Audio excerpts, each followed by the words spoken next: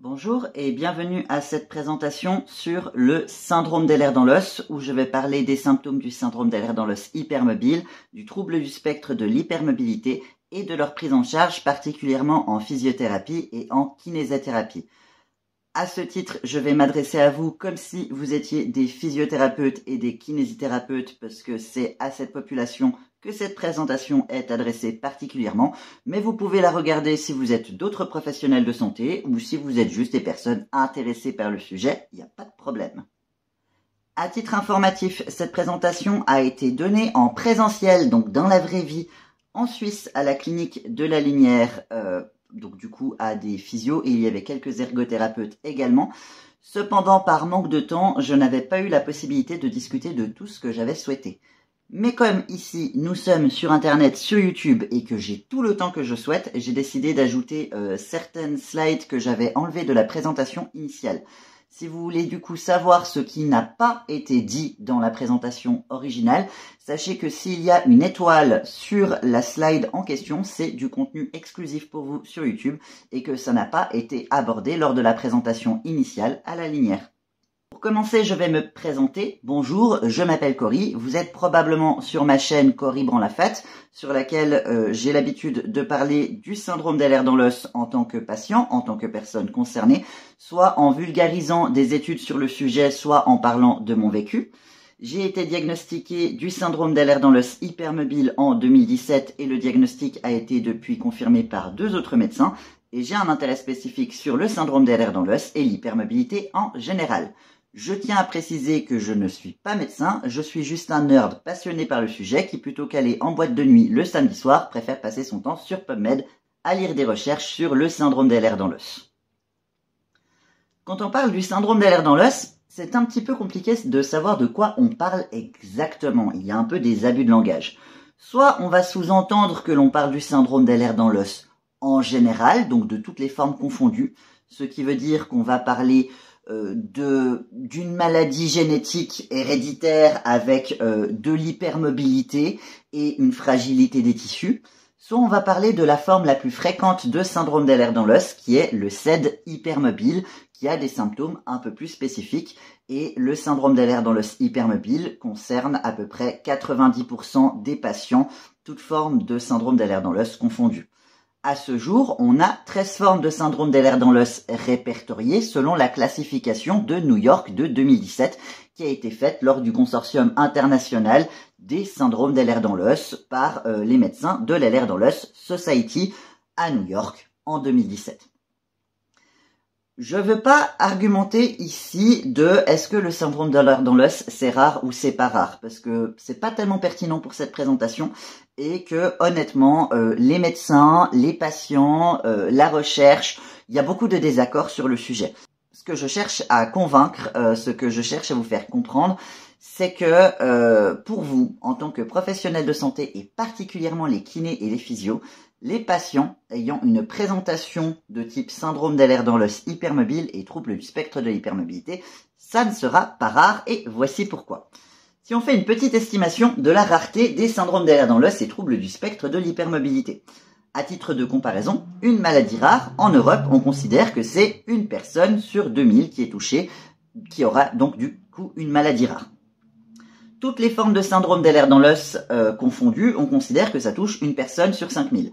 Donc une personne sur 5000, c'est plus qu'une personne sur 2000. On est d'accord, le syndrome d'Ehlers dans l'os, sur cette base-là, est considéré comme une maladie rare. Le syndrome d'Ehlers dans l'os hypermobile, qui est donc la forme la plus fréquente, comme je l'ai dit, qui va concerner 90% des patients ayant un syndrome d'Ehlers dans l'os. La statistique officielle à ce jour, c'est que ça toucherait une personne sur 3100. C'est plus fréquent du coup que les autres formes de syndrome d'Ehlers dans l'os, mais ça resterait toujours une maladie rare. À titre de comparaison, les 2 autres formes les plus fréquentes sont les SED classiques et vasculaires, et là on parlerait d'estimation de prévalence d'une personne sur 20 000 à 40 000 pour le SED classique et de une personne sur 100 000 à 200 000 pour le SED vasculaire. On peut donc en conclure que toutes les autres formes de syndrome d'Ehlers dans l'os, à l'exception du SED hypermobile, il y a à peu près pas trop de doute que c'est rare, voire très rare, voire ultra rare. Il y a certaines formes de syndrome d'Ehlers dans l'os qui va toucher uniquement une poignée d'individus dans le monde. Là où c'est intéressant, c'est si on réunit les patients ayant un syndrome d'Ehlers dans l'os hypermobile et un trouble du spectre de l'hypermobilité. On va trouver une prévalence beaucoup plus importante qui va tourner autour de 1 personne sur 500. On peut trouver des prévalences encore plus fréquentes en fonction des statistiques. Des fois, j'ai vu des 1%, des 2%.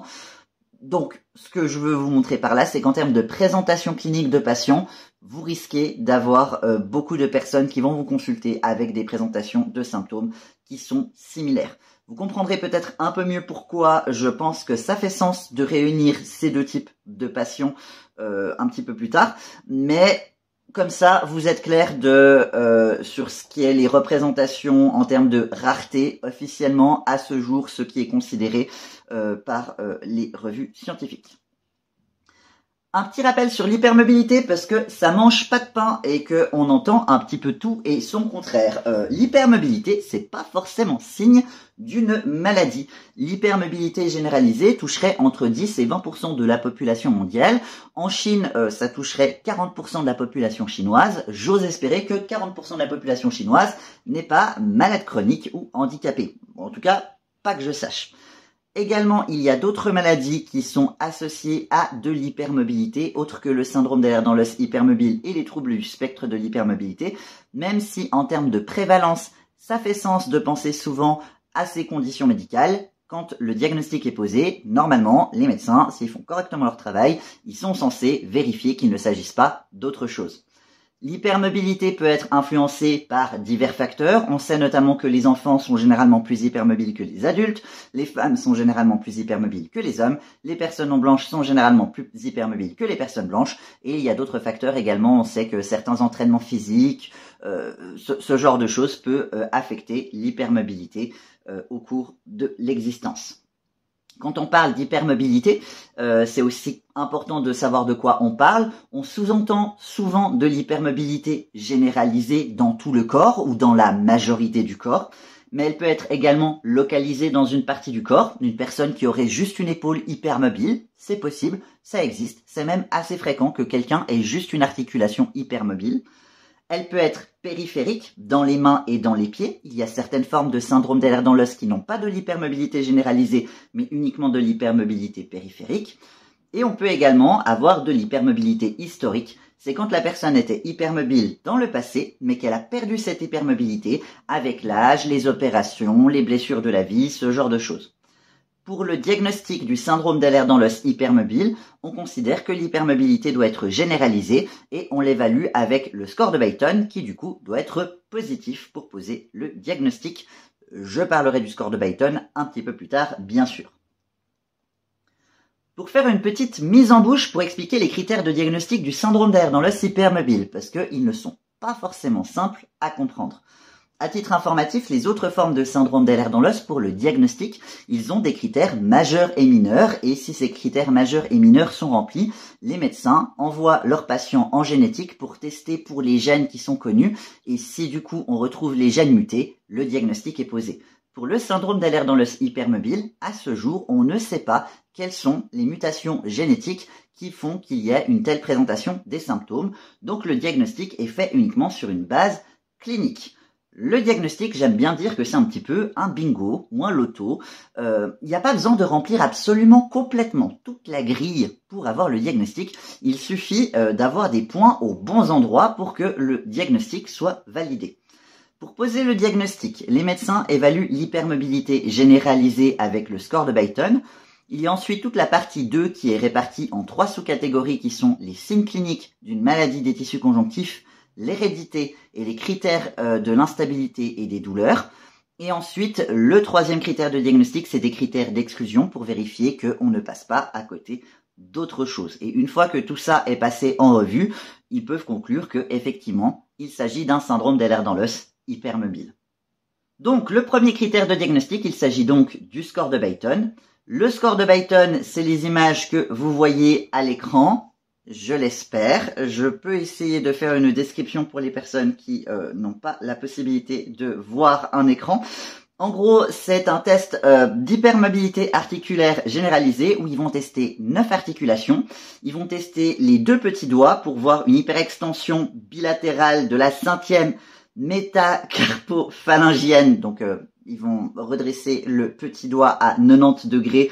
Et comme on a généralement 2 petits doigts, ça fait un maximum de 2 points.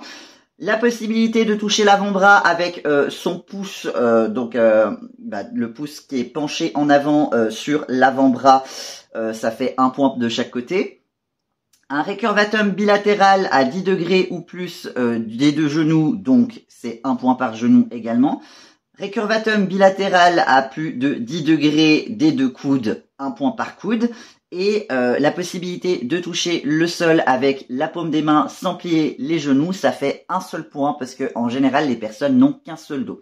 Donc pour diagnostiquer de l'hypermobilité articulaire généralisée pour le diagnostic de syndrome d'AR dans l'os hypermobile et pour d'autres conditions médicales qui se basent du coup sur les critères de diagnostic du score de Beighton, on utilise ce test sur 9 points.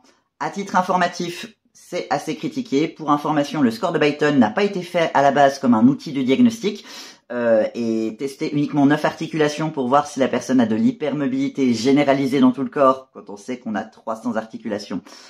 C'est pas très pratique. Il y a plein d'articulations qui sont très souvent hypermobiles qui ne sont pas testées, qui devraient normalement, l'idée première au niveau du diagnostic, ça aurait été de les tester comme les hanches, les épaules, les chevilles, mais ça s'est un petit peu perdu en cours de route.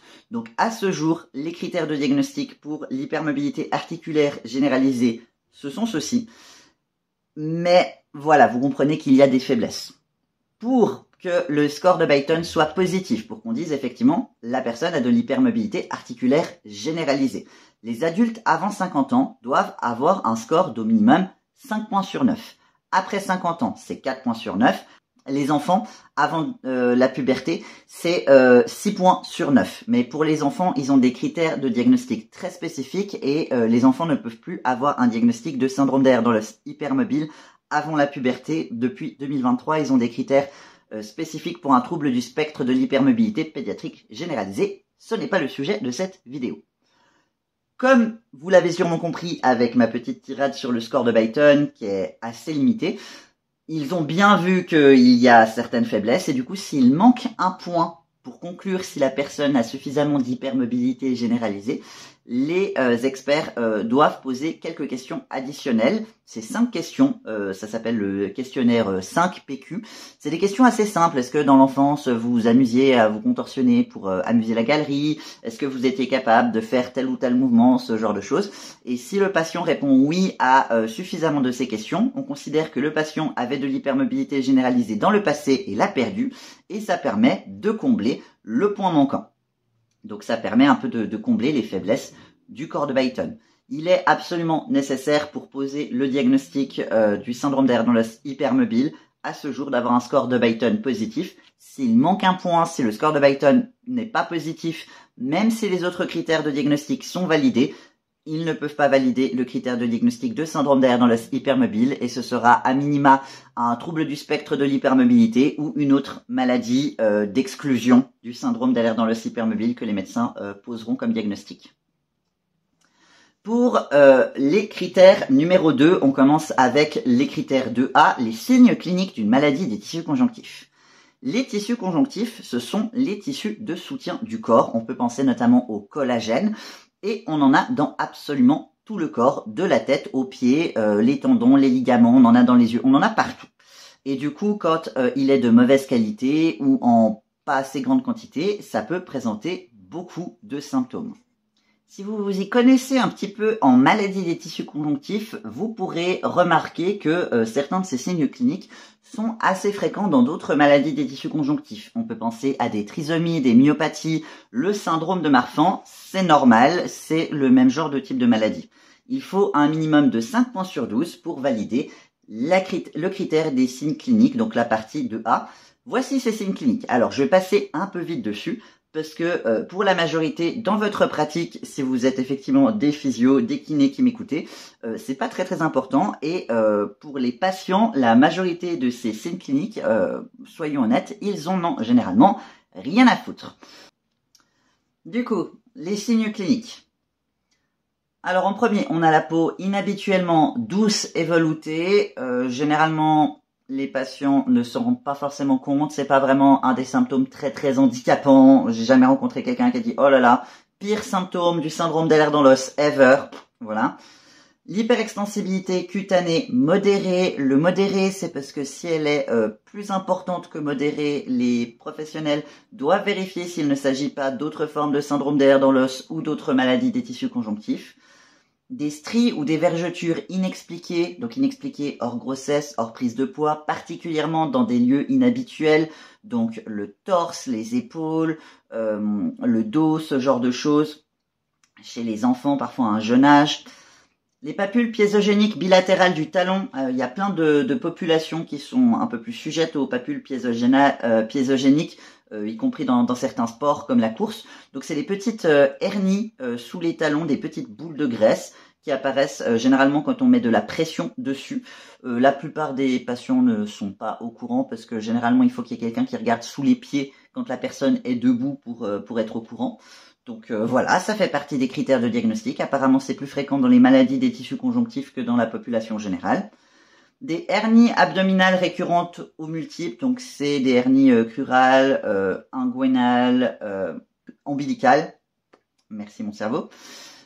Des cicatrisations atrophiques impliquant au moins 2 sites et sans formation de cicatrices papyracées et ou hémosidériques. Alors, les cicatrices atrophiques, c'est des cicatrices qui s'élargissent, qui sont un petit peu plus creuses, et à au moins 2 sites, donc ça veut dire qu'il en faut au moins 2. Le reste de la phrase, c'est justement si on a des cicatrices un peu plus particulières, ça doit faire penser à d'autres formes de syndrome d'Ehlers dans l'os et ça peut nécessiter de tester pour d'autres formes de syndrome d'Ehlers dans l'os.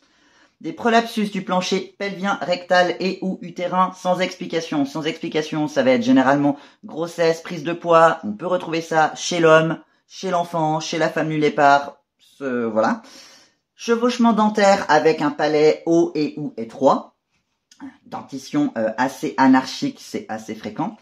L'arachnodactylie, là encore, si vous avez la possibilité de regarder l'image, je pense que c'est plus facile que de faire la description de manière orale, mais je vais tenter. Si la personne a la possibilité de faire le tour de son poignet avec son pouce et son petit doigt et qu'il y a bien le pouce qui enrobe bien une phalange du petit doigt, ou si il enrobe tous ses doigts et qu'il y a bien une phalange du pouce qui dépasse, si la personne est capable de faire un de ces 2 gestes des 2 côtés, on considère que c'est de l'arachnodactylie. Ça se retrouve chez les personnes qui ont des longs doigts ou des doigts hypermobiles. Souvent les 2. L'envergure sur taille supérieure à 1,05, c'est quand la personne est plus grande en longueur de bras que en hauteur de la tête aux pieds. Et pour les prolapsus de la valve mitrale et la dilatation de la racine de l'aorte avec un score de Z+2, à titre informatif, c'est des trouvailles que l'on retrouverait un petit peu plus dans la population avec un syndrome d'Ehlers dans l'os hypermobile que dans la population générale. Apparemment, on n'est pas tout à fait trop sûr. En général, c'est bénin. Et parce que en général c'est bénin, maintenant il n'y a plus forcément de tests systématiques au moment du diagnostic. Après ça dépend des recommandations, ça dépend des pays. À moins qu'il y ait certains symptômes cardiaques, à moins qu'il y ait des décès prématurés avant 40 ans dus à des problèmes cardiaques, généralement ce n'est plus testé de manière systématique. Donc si tout d'un coup vous avez des patients qui sont diagnostiqués, qui voient ces critères de diagnostic là et qui ont peur, en général faut pouvoir les rassurer. En général, il n'y a pas de problème. Les critères de diagnostic 2B pour l'hérédité. Il suffit d'avoir un membre de la famille au premier degré qui est diagnostiqué avec les critères de 2017 de New York, donc ceux que je présente juste ici, avec un syndrome d'Ehlers dans l'os hypermobile. Donc s'il y a un parent, parent, frère, sœur, enfant, qui est diagnostiqué avec ces critères de diagnostic, c'est un point, c'est fait. Les troubles musculo-squelettiques. Donc si le patient a des douleurs musculo-squelettiques d'au moins 2 membres tous les jours depuis au moins 3 mois, ou des douleurs chroniques généralisées depuis plus de 3 mois, ou des dislocations articulaires récurrentes, ou des instabilités articulaires franches en l'absence de traumatisme, il en suffit d'un sur les 3 pour valider le critère des troubles musculo-squelettiques. Ça, dans votre patientèle, ça fait partie des symptômes que vous verrez un peu plus. Et du coup, pour valider la partie des critères de diagnostic, un peu de partie 2. C'est un peu dense. Donc, rappel des critères, on a les signes cliniques des maladies des tissus conjonctifs, où il faut un minimum de 5 points sur 12. Le critère de l'hérédité, on peut avoir un maximum de 1 point, et les troubles musculo-squelettiques où il faut un minimum de 1 point sur 3. Si on veut valider la partie 2, il faut que la personne valide au moins 2 des critères A, B ou C. Donc, s'il y a suffisamment de signes cliniques et qu'il y a quelqu'un de la famille au premier degré qui est diagnostiqué, c'est bon. S'il y a suffisamment de signes cliniques et qu'il y a les troubles musculo-squelettiques, c'est bon. S'il y a quelqu'un de la famille au premier degré qui est diagnostiqué et qui a les troubles musculo-squelettiques, c'est bon. C'est aussi possible de faire un bingo loto complet avec tout, c'est bon aussi. Évidemment, avec un score de Beighton positif, avec donc de l'hypermobilité articulaire généralisée, qui est donc la première partie des critères de diagnostic, bien sûr. Les critères d'exclusion, je vais passer un peu vite. En gros, ils veulent vérifier qu'il n'y a pas une autre forme de syndrome d'Ehlers dans l'os à vérifier. Du coup, il faut peut-être passer des tests génétiques pour être sûr qu'il ne s'agisse pas d'une autre forme de syndrome d'Ehlers dans l'os, qu'il ne s'agit pas également d'une autre maladie des tissus conjonctifs, qu'elle soit héréditaire ou acquise. On va penser aux trisomies, on va penser aux myopathies, on va penser à certaines maladies rhumatologiques comme la spondylarthrite ankylosante, au lupus. Il y a certaines de ces maladies auto-immunes acquises qui peuvent parfois avoir un diagnostic concomitant avec le syndrome d'Ehlers dans l'os hypermobile, mais c'est des petites notes de bas de page avec des manières de remplir les critères de diagnostic de manière extrêmement spécifique, notamment s'il y a quelqu'un de la famille au premier degré qui est diagnostiqué. Ils veulent vraiment être sûrs qu'il ne s'agisse pas d'une erreur de diagnostic et que voilà, qu'il n'y ait pas autre chose qui peut mieux expliquer les symptômes. Pourquoi ces critères de diagnostic-là ? Vous en avez peut-être entendu parler ou peut-être pas. Ces critères de diagnostic font débat. Et ils font pas débat uniquement auprès des patients qui les trouvent trop stricts. Ils font également débat auprès de beaucoup de professionnels de santé et parfois aussi de chercheurs qui voient finalement peu de différence au final entre les patients qui ont un diagnostic de syndrome d'Ehlers dans l'os hypermobile et de troubles du spectre de l'hypermobilité. Les critères sont jugés comme trop stricts, trop arbitraires, ou pas assez précis dans certains cas, et notamment pour le score de Beighton. Mais tout ça, en fait, ça avait un but. Le score de Beighton, il était pratique parce qu'il est rapide à faire, facile à comprendre, il est assez bien connu par les professionnels de santé. Les critères de diagnostic, notamment la partie 2A, c'est une remasterisation d'anciens critères de diagnostic du trouble du syndrome de l'hypermobilité qui était anciennement utilisé, ce genre de choses. Le but au final de ces critères de diagnostic, c'était d'avoir un panel de patients entre guillemets parfait, qui soit représentatif, dans le but que si on fait des tests génétiques, on puisse peut-être trouver les gènes du syndrome d'Ehlers dans l'os hypermobile et que ensuite on puisse avoir, comme pour les autres formes de syndrome d'Ehlers dans l'os, des critères majeurs et mineurs pour orienter le diagnostic qui puissent ensuite être confirmés plus facilement avec juste un test génétique et voilà, emballer, c'est pesé, on est plus sûr. Pour l'instant, on n'a pas ça. Et si, évidemment, c'est possible de pouvoir trouver des traitements un peu plus appropriés que ce que l'on a aujourd'hui. On n'a pas trouvé les gènes du syndrome d'Ehlers dans l'os hypermobile actuellement. Il y a plusieurs gènes qui ont été révélés, qui sont des bons candidats. Il y a plein de choses, il y a eu quand même beaucoup d'avancements, mais à ce jour, on n'a pas de test génétique. Néanmoins, il y a eu beaucoup d'avancements, donc leur idée n'était peut-être pas mauvaise. Néanmoins, pour l'instant, c'est pas complètement concluant. À savoir, cependant, qu'il va y avoir une réévaluation de ces critères de diagnostic en 2026 par le consortium international de The Ehlers Danlos Society. Donc, gardez un œil sur ce sujet pour voir les prochains critères de diagnostic l'année prochaine. Certains critères changeront probablement. Maintenant, on va parler un peu du trouble du spectre de l'hypermobilité et j'espère que vous comprendrez un peu mieux pourquoi je fais l'amalgame entre les patients qui ont un trouble du spectre de l'hypermobilité et ceux qui ont un syndrome d'Ehlers dans l'os hypermobile.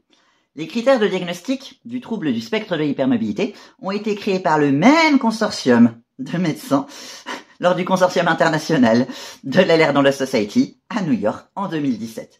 Il a été créé, ce diagnostic, comme diagnostic d'exclusion du syndrome d'Ehlers dans l'os hypermobile. Avec les critères extrêmement stricts du syndrome d'Ehlers dans l'os hypermobile, les médecins savaient que beaucoup ne recevraient plus de diagnostic de syndrome d'Ehlers dans l'os hypermobile et seraient, entre guillemets, abandonnés dans la nature. Mais que probablement, ce seraient des patients ayant un syndrome d'Ehlers dans l'os hypermobile. Du coup, ils ont mis des critères un petit peu plus précis du trouble du spectre de l'hypermobilité. Je les ai simplifiés dans cette présentation pour vous donner une idée.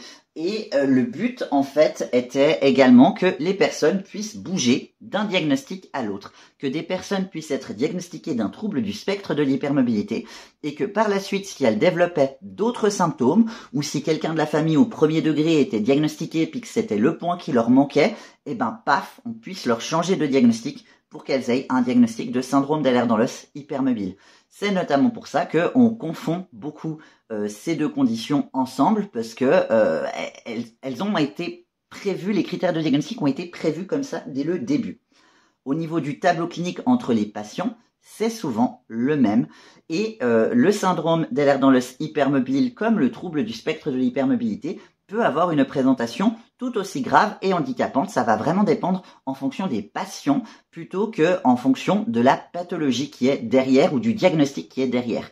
C'est pour cette raison que la prise en charge des syndromes d'Ehlers dans l'os hypermobile et des troubles du spectre de l'hypermobilité sont les mêmes. C'est les recommandations internationales et ce, depuis le début. Et c'est pour ça que vous, en tant que professionnel de santé, là, dans ce cas-ci, je pense au kiné, au physio, mais c'est le cas pour tous les professionnels de santé. Normalement, dans vos recommandations, vous devriez avoir la prise en charge, c'est la même. Au niveau des critères de diagnostic, pour aller au plus simple, les troubles du spectre de l'hypermobilité, on retrouve de l'hypermobilité. Elle peut être généralisée, localisée, périphérique ou historique. Et on a des troubles musculo-squelettiques, donc des douleurs chroniques, des instabilités articulaires, des troubles proprioceptifs, des blessures et ou des dégénérescences articulaires, des blessures des tissus mous, etc. Finalement, les médecins, ils vont vraiment généralement diagnostiquer un trouble du spectre de l'hypermobilité, soit en attendant qu'un professionnel qui soit peut-être un peu plus formé au syndrome d'Ehlers dans l'os hypermobile puisse poser une évaluation formelle pour un syndrome d'Ehlers dans l'os hypermobile, soit lorsque la personne doit avoir une évaluation pour un syndrome d'Ehlers dans l'os hypermobile et au final ne remplit pas les conditions pour un syndrome d'Ehlers dans l'os hypermobile, généralement, c'est le diagnostic qu'ils vont avoir à la place. Si effectivement ce n'est pas encore d'autres diagnostics d'exclusion, encore une fois. Maintenant, je vais vous parler de quelques symptômes associés au syndrome d'Ehlers dans l'os et au trouble du spectre de l'hypermobilité. Je dis bien associés parce que c'est des symptômes que l'on voit souvent et c'est pas toujours clair de savoir si c'est des symptômes qui sont provoqués par ces conditions ou si c'est forcément provoqué par des comorbidités extrêmement fréquentes de ces conditions. Donc, j'ai fait un petit peu l'amalgame parce que vous, en tant que physio-kiné, je pense que c'est important que vous ayez ça dans un coin de votre esprit dans la manière dont vous traitez vos patients. Encore un rappel, c'est des maladies des tissus conjonctifs. Les tissus conjonctifs, il y en a dans absolument tout le corps, donc tous les systèmes du corps sont concernés. Au niveau des douleurs, elles sont de tout type, tous les types de douleurs que vous pouvez imaginer, des douleurs musculaires, articulaires, neuropathiques, tendinopathiques, tous les types de douleurs possibles. Généralement, c'est présent chez les patients ayant un syndrome d'Ehlers dans l'os et un trouble du spectre de l'hypermobilité. C'est généralement assez handicapant et ça fait partie généralement des plaintes principales qui vont faire que ces personnes vont aller consulter. La fatigue, elle est chronique, elle est là aussi souvent handicapante. Généralement, quand elle est vraiment très handicapante, c'est souvent dû à des comorbidités. Mais voilà, c'est un petit peu compliqué à gérer. Les troubles gastro-intestinaux, c'est souvent les troubles gastro-intestinaux que l'on revoit dans la majorité des conditions. On peut penser au reflux gastro-œsophagien, à la constipation, des troubles de la déglutition, des problèmes digestifs, des intolérances alimentaires, des gastroparésies, c'est assez fréquent dans cette population. Les gastroparésies, c'est des paralysies totales ou partielles du système digestif. Il y a un certain nombre de ces patients qui ont parfois besoin à court, moyen ou long terme d'avoir une nutrition de manière artificielle avec des sondes parce qu'ils ne peuvent plus se nourrir de manière naturelle. Ça ne fonctionne plus. Les troubles urogénitaux, il y a souvent des problèmes de cystite. Il y a pas mal de problèmes d'incontinence, qu'elle soit urinaire ou fécale. Il y a au niveau de la vessie, on a un peu deux teams. On a ceux qui vont aller uriner 10, 20 fois par jour, qui ont vraiment une vessie hyperactive ou qui se vide en 2 temps. Et comme elle se vide en 2 temps, ils doivent aller 2 fois plus aux toilettes.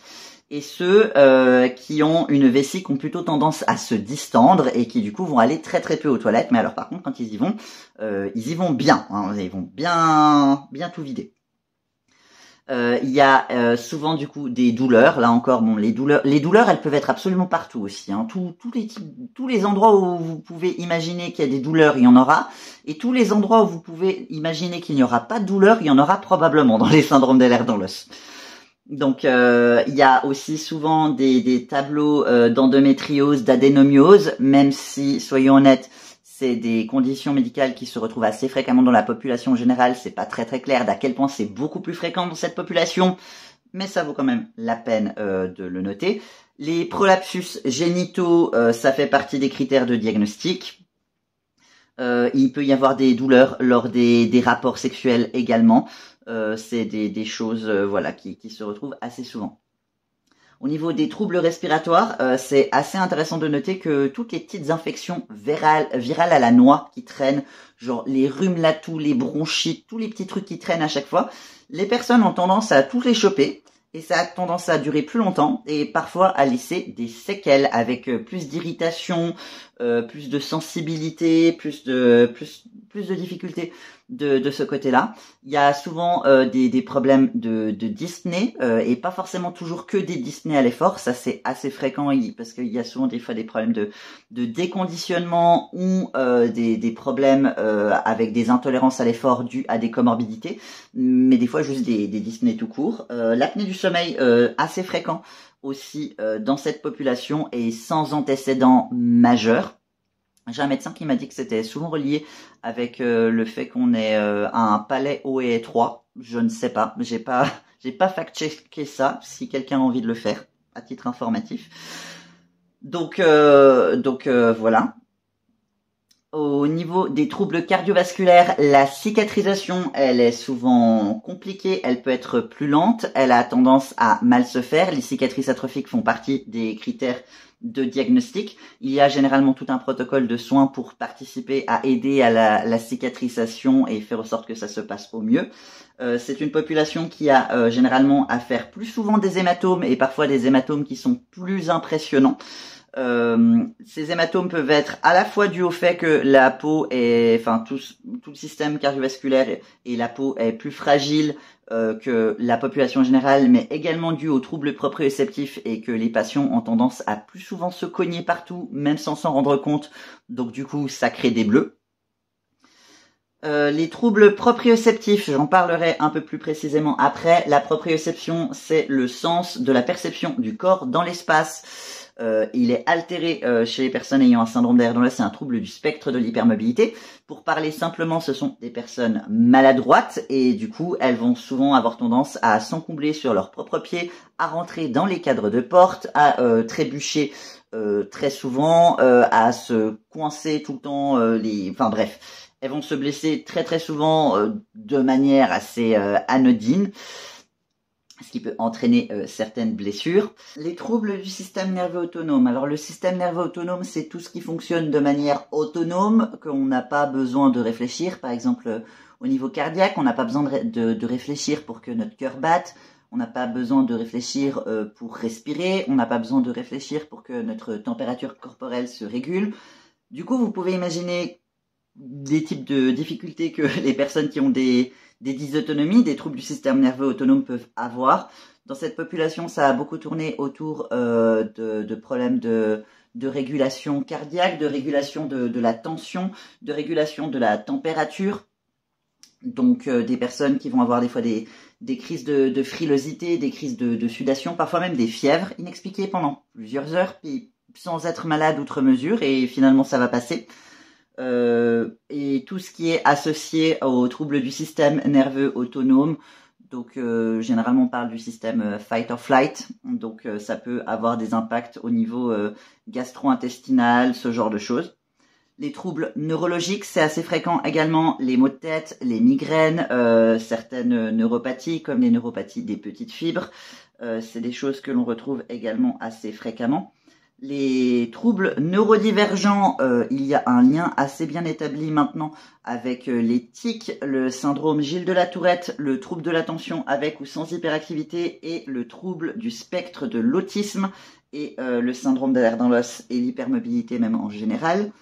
Ce que j'ai vulgarisé sous le terme de syndrome allergique, mais que vous ne devriez pas retrouver sous ce terme dans n'importe quelle bonne revue scientifique, j'ai juste vulgarisé ça de cette façon pour que vous compreniez facilement de quoi je parle. Il s'agit du SAMA, donc le syndrome d'activation mastocytaire, parfois aussi retrouvé sous le nom de trouble d'activation mastocytaire. C'est des réactions allergiques un peu à tout et à rien, et les triggers allergiques ont tendance à changer dans le temps. Ils ne sont pas constants et ce qui fait que quand les personnes vont faire des tests allergiques, souvent ces tests allergiques reviennent négatifs. Au niveau des symptômes allergiques, on retrouve les mêmes symptômes que pour toutes les allergies. Donc, on peut avoir des démangeaisons, de l'eczéma, des prurites, des gonflements.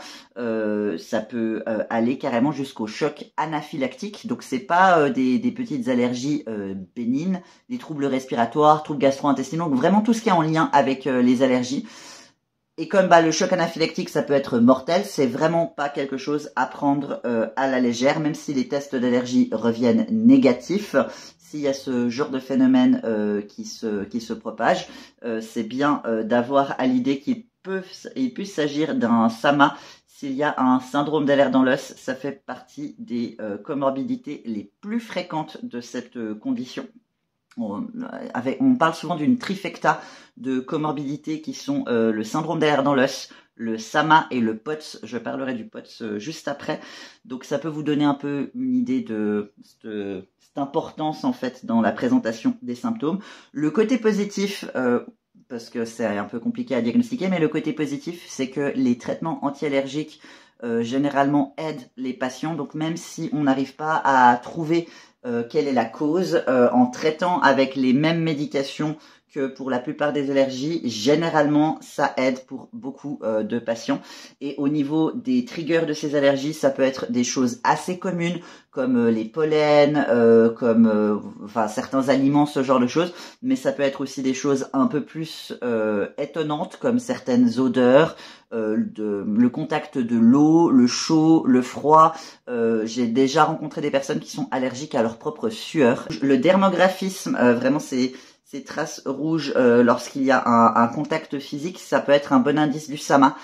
Les problèmes de santé mentale, on les retrouve dans une grande partie des maladies chroniques et particulièrement les maladies chroniques douloureuses, dépression, anxiété, les TOC. Donc c'est des choses que l'on retrouve assez fréquemment.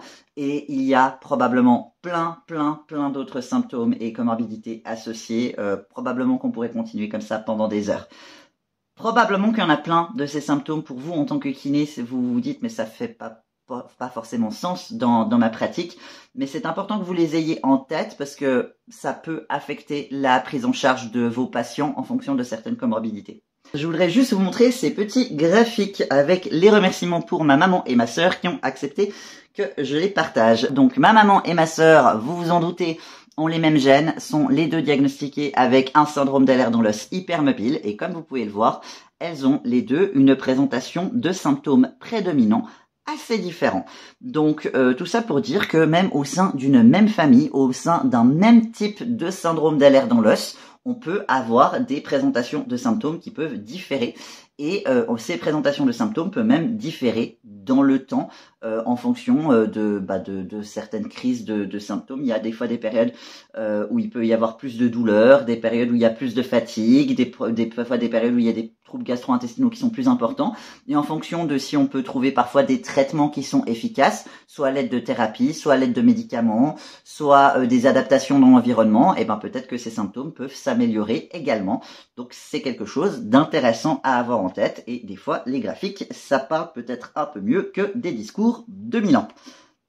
Maintenant les comorbidités. Je voudrais commencer par deux comorbidités assez fréquentes, le POTS et l'EM. Le POTS c'est l'un des symptômes dont j'ai parlé vite fait dans cette trifecta de symptômes fréquents associés au syndrome d'alerte dans l'os. Donc le syndrome d'alerte dans l'os, le POTS et le SAMA généralement vont très souvent ensemble dans les diagnostics, mais l'encéphalomyélite myalgique est aussi très souvent diagnostiqué chez les patients. Donc le POTS, c'est le syndrome de tachycardie orthostatique posturale. Il s'agit d'une dysautonomie, donc d'un trouble du système nerveux autonome, dont la caractéristique principale est une augmentation de plus de 30 battements par minute lors du changement de position de la position couchée à debout. L'encéphalomyélite myalgique, que l'on appelle également le syndrome de fatigue chronique, a des symptômes très similaires au POTS, mais sa caractéristique principale va être le malaise post-effort. Dans le POTS, on peut trouver également des malaises post-effort. Dans l'encéphalomyélite myalgique, il y a souvent une comorbidité avec le POTS.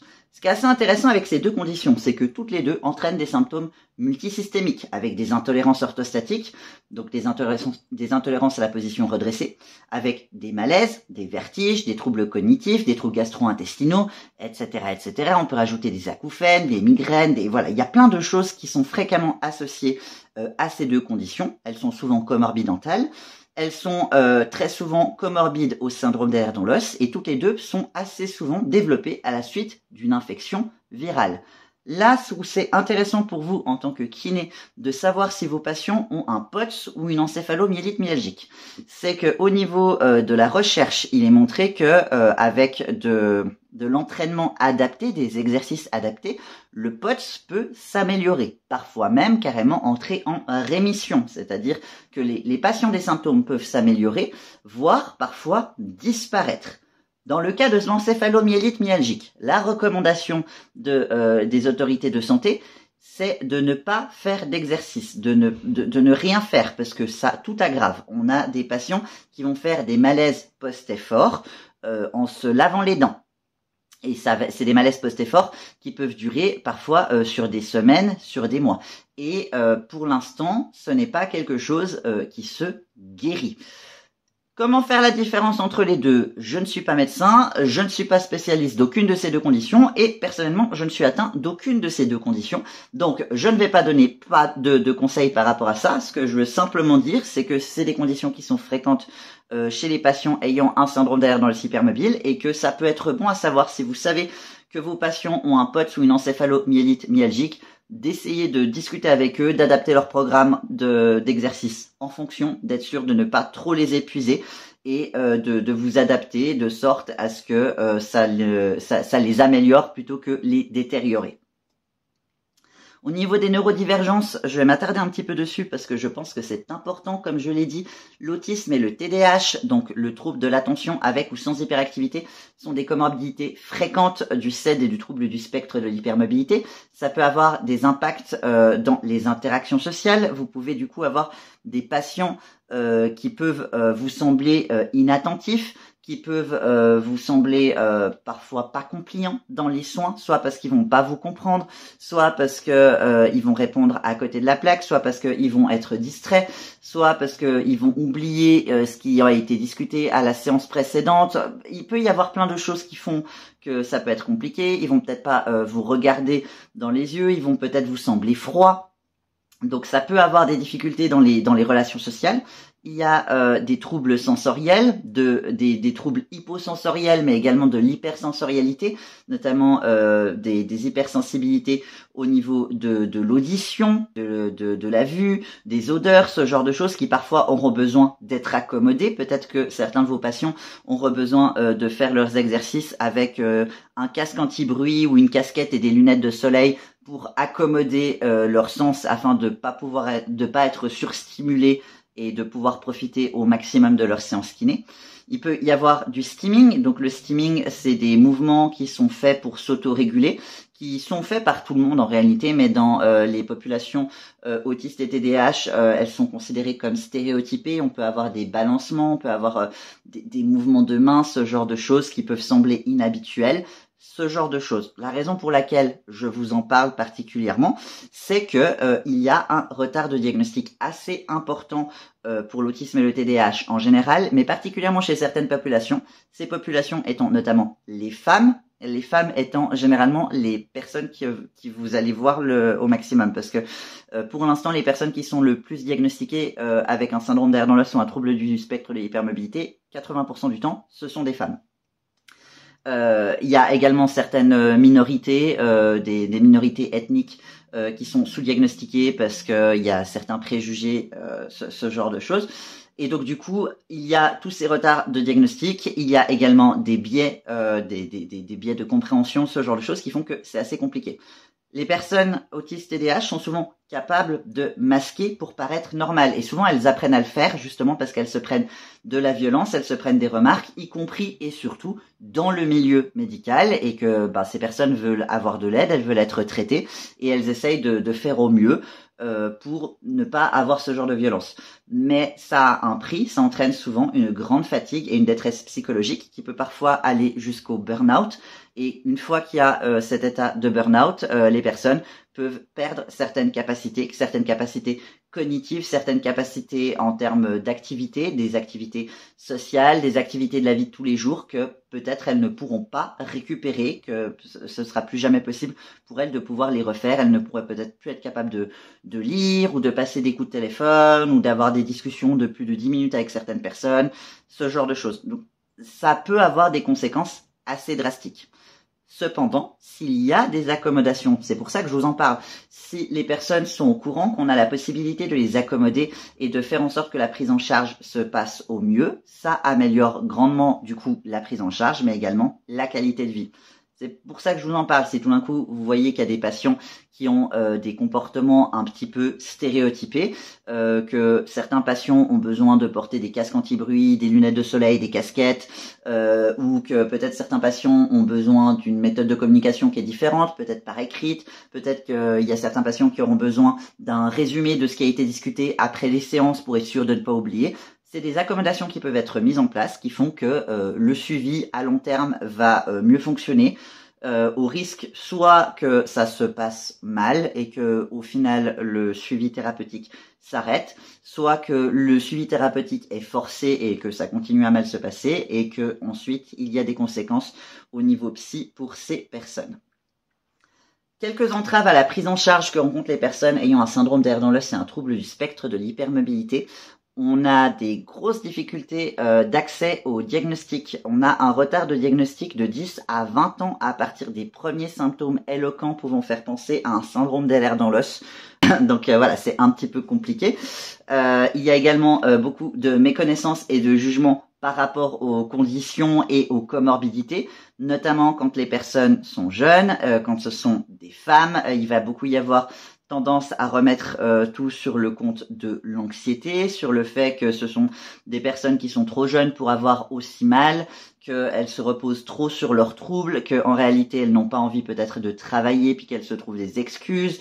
Il y a beaucoup de problèmes dans ce genre de choses. Ça emmène à un manque d'ouverture aux adaptations et aux accommodations, notamment pour le cas où les personnes auraient besoin d'aide à la mobilité, plutôt que de voir ça comme des aides d'aide à la mobilité ou d'autres choses, des orthèses ou je ne sais quoi, des adaptations et des accommodations qui leur permettent du coup de faire plus et d'avoir accès à une vie sociale, à une vie professionnelle, à avoir des moments de plaisir en famille, entre amis, ce genre de choses. Il y en a beaucoup qui pensent encore que c'est un échec parce que du coup ça rend visible le handicap. Il y a également beaucoup de problèmes de grossophobie. Alors la grossophobie, c'est aussi un problème systémique, mais j'ai entendu énormément d'histoires de personnes qui arrêtent leur prise en charge en kiné, notamment parce que le matériel n'était pas adapté, des kinés qui ne veulent pas que les personnes montent sur les tables de kiné par peur que les tables cassent, parce que le matériel n'est pas adapté, que le matériel aussi pour faire les exercices visiblement ne va pas au-delà d'un certain poids, et que c'est pas adapté, des remarques aussi qui ne sont pas appropriées, notamment par rapport à la nutrition, ce genre de choses. Alors à titre informatif, mais je pense que vous êtes au courant, mais visiblement vu toutes les histoires que j'entends, les personnes grosses, en surpoids, obèses, se prennent ce genre de violence au quotidien et de la part de tout le monde.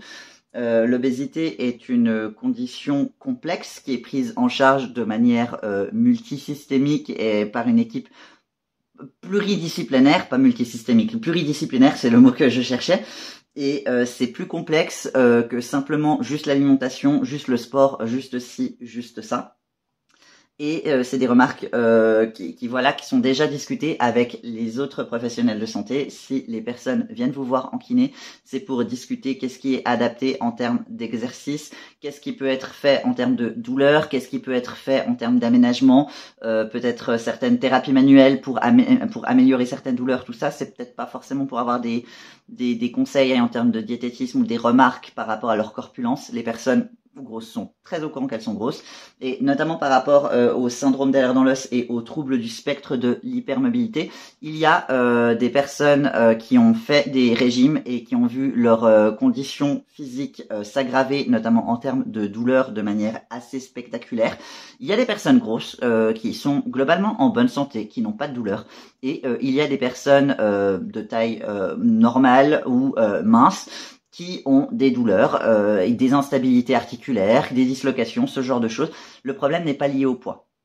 Le problème n'est pas lié au poids. Donc si ces personnes viennent consulter pour un syndrome des lèvres dans l'os ou un trouble du spectre de l'hypermobilité et les symptômes associés, tout remettre sur le poids n'est pas la solution. Au contraire, ça va faire fuir ces personnes du cabinet, ce qui amène généralement à aggraver les symptômes. Donc ça dessert complètement le patient au final. Et les traumatismes médicaux, l'anxiété, ce genre de choses, c'est des choses extrêmement fréquentes, notamment avec toutes les difficultés d'accès au diagnostic, les préjugés, tout ce que j'ai cité auparavant.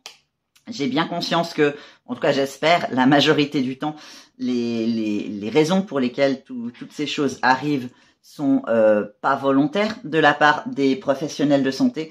Il y a beaucoup de préjugés, de méconnaissances. Il y a beaucoup aussi d'améliorations maintenant qui sont faites. Je sais qu'il y a beaucoup de formations. Les choses s'améliorent, mais c'est des réalités que les patients vivent encore.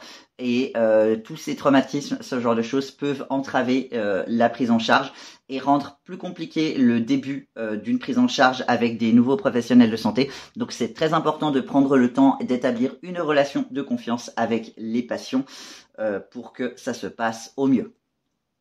Pourquoi les personnes vont consulter en physio? Alors, pourquoi les personnes ayant un syndrome des lèvres dans l'os, hypermobile ou un trouble du spectre de l'hypermobilité viendront vous consulter? Pour à peu près toutes les mêmes bonnes raisons que n'importe qui d'autre viendrait vous consulter. Honnêtement, il y aura pour les douleurs, pour un reconditionnement physique global, pour du renforcement musculaire, pour les troubles proprioceptifs, les troubles respiratoires, les troubles périnéaux, etc. Bref, tout ce qui peut servir en physio, tout ce qui peut servir en kiné peut être utile pour les personnes ayant un syndrome des lèvres dans l'os et un trouble du spectre de l'hypermobilité. Un atout que je pense que vous avez également particulièrement, en tout cas c'est basé sur mon expérience personnelle, c'est aussi autour de tout ce qui est l'éducation thérapeutique. Je dis ça parce que de mon expérience personnelle, souvent les médecins, ils ont pas le temps. Et l'éducation thérapeutique, ça a beaucoup été les physios, les kinés qui me l'ont donné, plus mes propres recherches. Et je pense que c'est quelque chose d'important. D'autant que souvent la physio, la kiné, on va vous voir assez régulièrement, peut-être une fois par semaine, 2 fois par semaine, parfois une fois toutes les 2 semaines, ce genre de choses. En général, plus fréquemment que les médecins. Et du coup, vous serez parfois plus à même de nous répondre rapidement à certaines questions que nos médecins, que l'on verra peut-être une fois tous les 3 mois, une fois tous les 6 mois ou une fois par an.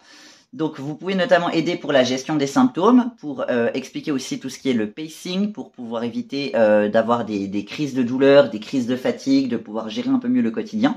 La gestion des blessures et quand consulter. On a vraiment, j'ai l'impression, 2 teams dans le syndrome des lèvres dans l'os et le trouble du spectre de l'hypermobilité. Ceux qui vont très souvent aller aux urgences parce qu'ils n'arrivent pas à évaluer à quel point c'est grave la situation ou pas, et ceux qui ne vont jamais aller aux urgences alors même qu'ils seraient potentiellement en train de crever sur la table parce qu'ils vont se dire que c'est pas grave et qu'il le faudrait. Et généralement, du coup, ils vont peut-être parfois poser la question à titre indicatif, j'ai ce problème-là en ce moment. Est-ce que vous pensez que vous, en tant que professionnel de santé, il faudrait que je contacte mon médecin? Est-ce qu'il faudrait que j'aille aux urgences? Qu'est-ce que vous pensez que je fasse? Parce que eux, d'eux-mêmes, ils le feraient pas. Donc, ça risque de vous arriver. Je pense que la majorité du temps, pour les trucs extrêmement graves, ça va. Mais par exemple, pour certaines blessures un peu plus borderline, je pense notamment pour des entorses, des subluxations, des dislocations, c'est pas forcément toujours clair de savoir comment, si nous on peut les gérer nous-mêmes, comment les gérer nous-mêmes, ou est-ce qu'il faut aller faire des radios, ce genre de choses. Et vous avez une vraie utilité là-dedans. L'utilisation d'aide à la mobilité, comment le faire de manière sécurisée, je pense notamment avec les cannes, avec les béquilles, quand est-ce que c'est peut-être mieux de les utiliser et comment également faire du renforcement pour essayer de ne pas se reposer complètement dessus si c'est possible en fonction de. Ça, c'est à voir aussi avec les objectifs de vos patients. L'autonomie de la prise en charge, d'essayer de voir comment les patients peuvent être autonomes dans leur prise en charge, notamment en termes de rééducation, de renforcement, ce genre de choses. Motivation et soutien moral en termes de douleur, de fatigue, d'évolution des symptômes, ça bouge souvent beaucoup. Et c'est un type de population qui peut facilement se démotiver. On fait des progrès, puis tout d'un coup on a des périodes de crise de douleur, on a une dislocation de l'épaule, merde, rebolote, faut recommencer à zéro. Et avoir des professionnels qui ont vu ces évolutions et qui disent là en ce moment avec ton épaule, effectivement elle est blessée, faut laisser tranquille. Mais regarde tout le reste de ce corps, il y a quand même eu des progrès, on va continuer à travailler le reste, ça se passe assez bien, tu vas gérer, ça va bien se passer. Ça a également beaucoup d'impact dans la prise en charge. Et évidemment, toutes les autres choses pour lesquelles vous êtes extrêmement utile et incroyable et auxquelles je n'ai pas pensé, bien sûr. Un petit point sur les orthèses, parce qu'il y a encore beaucoup d'idées reçues sur les orthèses. Il y en a encore beaucoup qui pensent qu'il faut les éviter à tout prix parce que les personnes perdraient encore plus leur musculature. Les orthèses sont souvent prescrites dans le syndrome d'air dans l'os dans le but de réduire les blessures et les douleurs. Effectivement, si possible, c'est mieux que les médecins prescrivent des orthèses souples et de les privilégier. Et il faut clarifier quand les utiliser de manière optimale. Et de plus en plus, en fait, il y a eu des recherches qui ont montré que les orthèses souples, donc des vêtements compressifs, ce genre de choses, ce genre de vêtements compressifs, ce genre d'orthèses souples ne font pas perdre de la musculature et n'handicapent pas plus la personne à long terme, contrairement à ce qui a été pendant longtemps pensé. Bien au contraire, parce que la personne du coup se sent plus stable, a l'impression d'avoir moins de douleur, a généralement moins de douleur, c'est pas qu'une impression, c'est en tout cas son ressenti, et du coup est capable de faire plus de choses. En étant capable de faire plus de choses, généralement la personne va être plus active, donc du coup va faire mieux travailler ses muscles, et du coup ça va renforcer musculairement, et du coup ça va entraîner un cercle positif. Pour les orthèses rigides, il faut clarifier du coup quand est-ce qu'il faut les utiliser. S'il y a une blessure très importante, une subluxation ou quelque chose qui a été cassé, voilà ce genre de choses, clarifier quand est-ce qu'il faut les utiliser. On est beaucoup à utiliser certaines orthèses rigides, notamment lorsque l'on dort, pour éviter les blessures quand on dort, parce que quand on dort, généralement, on n'a pas tout à fait contrôle du mouvement, et puis de toute façon, quand on dort, c'est pas là où on fait le plus d'exercices. Donc en général, c'est pas là où on risque de perdre le plus de muscles. Et puis la journée, c'est vrai qu'en général, si c'est possible, c'est mieux d'éviter. Mais c'est vrai que s'il y a un choix à faire entre des orthèses rigides et avoir de l'activité physique, avoir de l'activité sociale, avoir des activités professionnelles et ne pas avoir d'orthèse rigide et avoir zéro activité et être 100% dans son lit, ce qui va déconditionner, ça va être ne pas avoir d'orthèse du tout et être 100% dans son lit. Au niveau des échauffements et des étirements, il y a aussi encore des idées reçues. Dans la population syndrome des nerfs dans l'os, les étirements, c'est pas forcément toujours très pertinent, c'est plutôt important d'échauffer. Les étirements, c'est mieux de les réserver pour les zones hypomobiles. Ça arrive qu'il y ait des zones hypomobiles parce que les muscles sont beaucoup trop contracturés. Et encore là, faut voir, du coup, essayer de comprendre pourquoi, quel est le mécanisme qui engendre ce fonctionnement-là et essayer de le rectifier avec d'autres exercices. Et c'est aussi important de clarifier quelle est l'amplitude et le ressenti normal. Parce qu'il y a beaucoup de personnes qui vont avoir l'impression qu'elles sont très contractées, et elles le sont, qui ont vraiment l'impression qu'il y a besoin d'étirement, et finalement elles vont étirer à outrance, et en fait les mouvements qu'elles font sont déjà en dehors des amplitudes normales.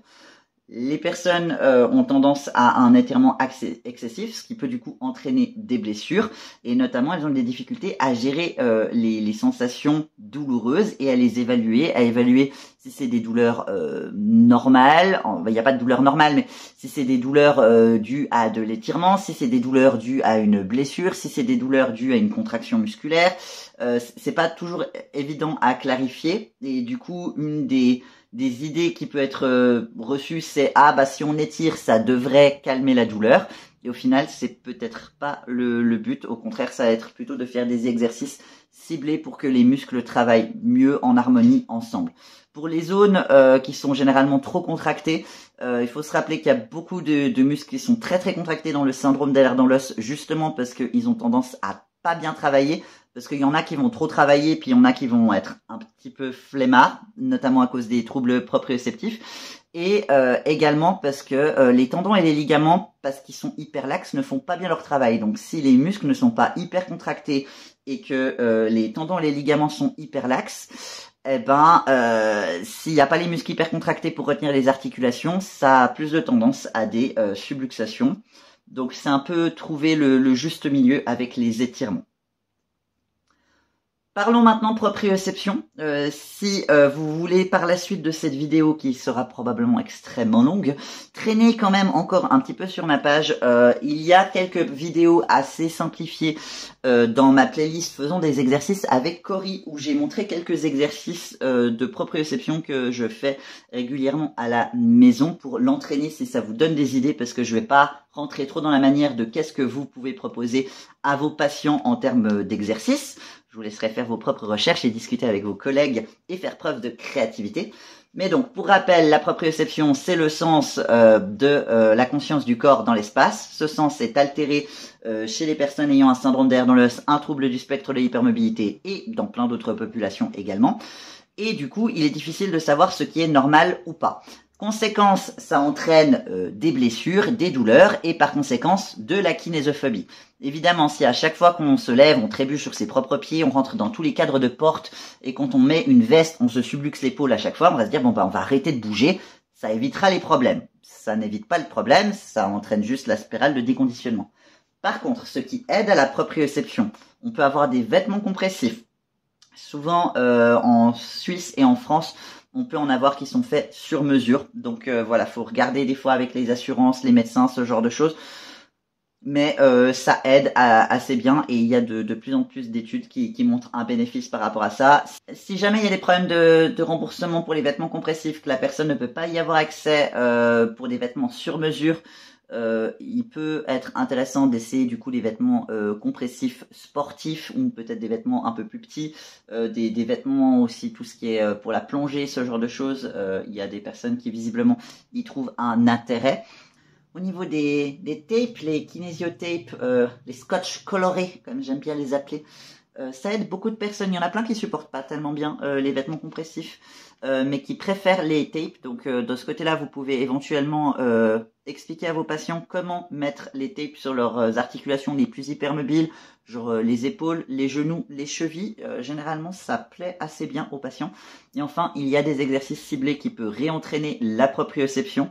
Et personnellement, ça a beaucoup amélioré. Et pour les personnes qui ont pas mal de kinésiophobie et qui sont assez réfractaires à l'idée de faire du renforcement musculaire au début, d'expérience personnelle pour être passé par là, je conseillerais de commencer peut-être par des exercices de proprioception pour les rendre peut-être plus à l'aise avec leur corps et les mettre en confiance avec vous. En tout cas, moi, c'est ce qui a aidé, je pense, avec mon kiné.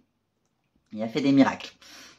Parlons renforcement musculaire maintenant. Alors le renforcement musculaire, c'est adapté en fonction des besoins et des capacités, en gardant à l'esprit que les besoins et les capacités peuvent changer parfois en fonction des jours. Ça peut même parfois changer en fonction de la journée. D'expérience personnelle, et ça a l'air d'être quelque chose d'assez commun, c'est mieux de commencer à intensité basse, voire même très basse, et d'augmenter progressivement. Y compris chez les patients qui ont l'air jeunes, qui n'utilisent pas d'aide à la mobilité, qui ont l'air d'être assez bien, parce que les patients parfois ne voudront pas vous dire l'ampleur des douleurs après les séances, notamment parce que ils ne feront peut-être pas forcément toujours le lien que c'est à la suite de la séance et que c'est entre guillemets à cause de la séance et pas juste une autre crise de douleur et que c'est pas juste du hasard, ou ils ont peut-être pas envie de vous blesser ou de vous refroidir. Il y a aussi pour les personnes cette croyance que oh, on m'a prescrit cet exercice donc je dois être capable de le faire. Si je suis pas capable de le faire, c'est que je suis nul et que mon thérapeute va m'abandonner. Des choses des fois qui peuvent être un petit peu compliquées. Donc c'est mieux de commencer trop bas pour bien évaluer la situation et d'augmenter progressivement plutôt que de commencer trop haut et puis qu'après descendre dès le début et que le patient ait le sentiment que voilà, ça peut être un peu compliqué psychologiquement. Au niveau des recommandations, c'est mieux de privilégier des exercices globaux plutôt que des exercices qui ciblent une seule articulation à la fois.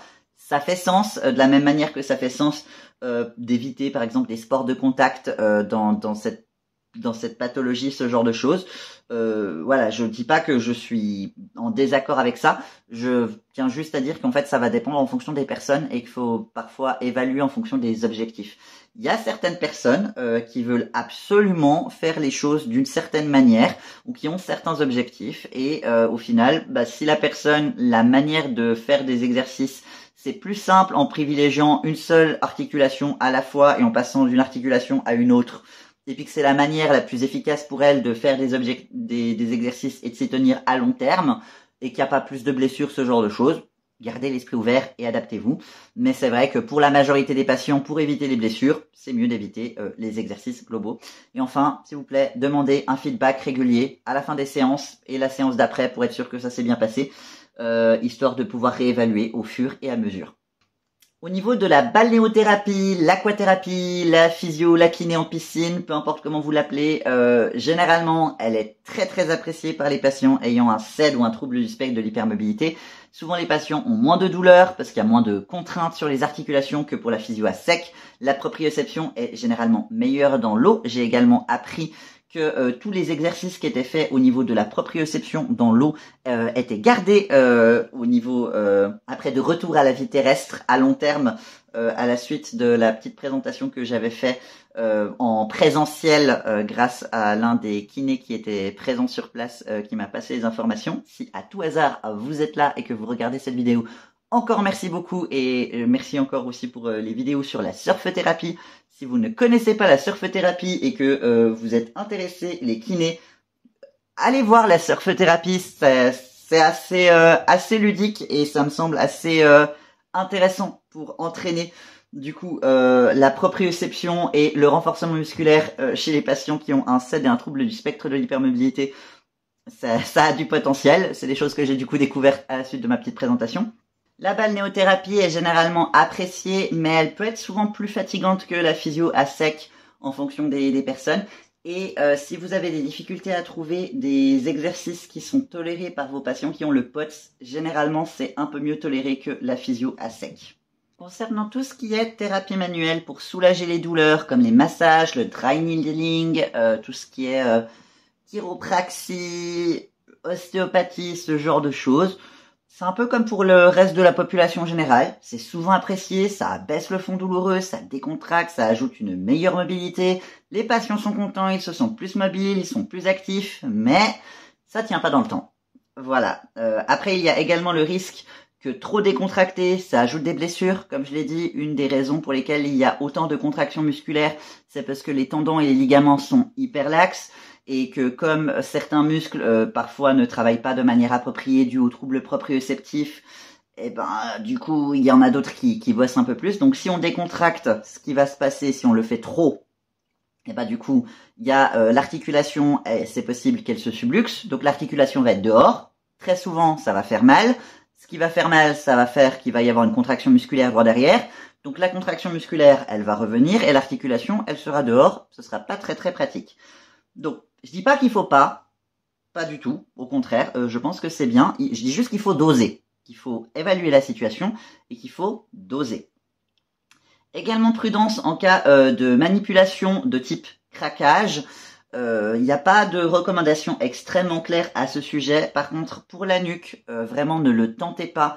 Il y a eu énormément d'histoires d'horreur limite, beaucoup de personnes ont terminé de manière de très long terme, on va dire, parfois permanente, pour l'instant en tout cas permanente, handicapé, à être resté alité, à ne pas pouvoir être redressé pendant plus de quelques minutes sans avoir de violentes nausées, de violents vertiges, à la suite de manipulations au niveau de la nuque qui ont mal tourné. C'est difficile de contrôler les mouvements d'une nuque hypermobile. Il y a également certaines conditions au niveau des nuques hypermobiles qui sont souvent pas diagnostiquées, parce que c'est des diagnostics qui sont posés avec des imageries médicales spécifiques. Je pense à l'instabilité cervico-crânienne et aux malformations de Chiari.